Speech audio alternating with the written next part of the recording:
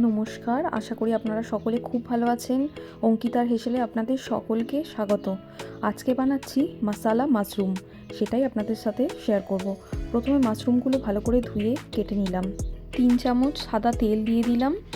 আপনারা সাদা তেলের পরিবর্তে মেল্টেড বাটারও ব্যবহার করতে পারেন। তারপর পরিমাণ মতো নুন, লঙ্কার গুঁড়ো, হলুদের গুঁড়ো, গরম মশলার গুঁড়ো অ্যাড করে ভালো করে মেখে নিয়ে 15 থেকে 20 মিনিট মতো রেস্টে রেখে দিতে হবে। অন্যদিকে একটা ক্যাপসিকামকে কিউব করে কেটে নেব। ক্যাপসিকামের স্বাদ আর গন্ধ দুটোই সুন্দর লাগে। আপনারা চাইলে ক্যাপসিকাম নাও দিতে পারেন, তাতে কোনো অসুবিধা নেই। এইবার 3টে মিডিয়াম সাইজের পেঁয়াজকে ফাইন চপ করে নিতে হবে। 2টো মিডিয়াম সাইজের টমেটোকে কুচি করে কেটে নিলাম এবং পরবর্তীতে এটা পেস্ট করে রাখবো। তারপর 6 থেকে 7টা মতো কাঁচা লঙ্কা কুচি করে নিলাম। আপনারা আপনাদের প্রয়োজন মতো ঝালটা দেবেন। তারপর গ্যাসে কড়াইটা বসিয়ে সাদা তেল দিয়ে দিলাম। তেলটা গরম হওয়ার পর 1 চামচ মতো জিরে ফোড়ন দিলাম।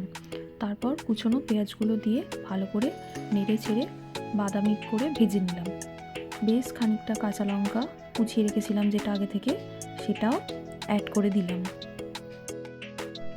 2 চামচ আদা রসুনের পেস্ট দিয়ে ভালো করে নাড়াচাড়া করে মশলাটাকে কষিয়ে নিতে হবে। তারপর পরিমাণ মতো নুন, হলুদের গুঁড়ো, লঙ্কার গুঁড়ো দিয়ে নিয়ে ভালো করে মশলাটা কষতে হবে।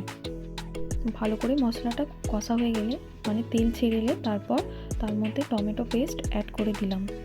তারপর ভালো করে নাড়াচাড়া করে নিয়ে সামান্য পরিমাণ চিনি দিয়ে দিলাম স্বাদের জন্য। বেটে রাখা কাজু, ক্যাপসিকামটা অ্যাড করে দিলাম। ক্যাপসিকামটা আগে থেকে ভেজে রাখিনি, কারণ ক্যাপসিকামের তাহলে স্বাদ গন্ধ দুটোই নষ্ট হয়ে যাবে। তাই জন্য যাতে ক্যাপসিকামের স্বাদ গন্ধ দুটোই বজায় থাকে, এই পর্যায়ে ক্যাপসিকামটা দিয়ে ভালো করে নাড়াচাড়া করে নিলাম। তারপর সামান্য পরিমাণ জল অ্যাড করে চাপা দিয়ে দিলাম, যাতে ক্যাপসিকামের কাঁচা গন্ধটা চলে যায়। খানিকক্ষণ বাদে ঢাকনাটা খুলে আবার একটু ভালো করে মশলাটা নাড়াচাড়া করে নিলাম। নুন একটু কম হয়েছিল বলে আবার একটু আমি নুন অ্যাড করে নিলাম। তারপর ম্যারিনেট করে রাখা মাশরুমটা দিয়ে দেব, দিয়ে ভালো করে মিশিয়ে নেব। যেহেতু মাশরুমটা আগে থেকে ম্যারিনেট করে রাখা ছিল, তাই এখন আর একদম বেশি সময় লাগবে না।